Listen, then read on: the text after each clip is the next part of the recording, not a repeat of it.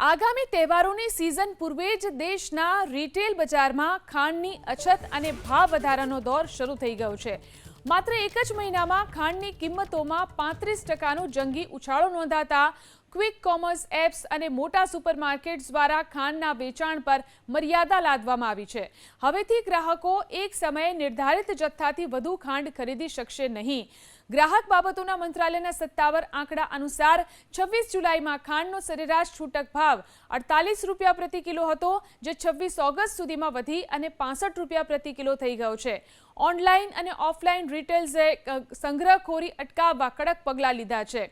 બ્લિંકિટ અને સ્વિગી ઇન્સ્ટામાર્ટ પર મહત્તમ 5 કિલો, બિગ બાસ્કેટ પર 6 કિલો, જ્યારે કે ડીમાર્ટ અને રિલાયન્સ રિટેલના સ્ટોર પરથી ગ્રાહક દીઠ માત્ર 2 થી 3 કિલો જ ખાંડ આપવાનો નિર્ણય લેવાયો છે।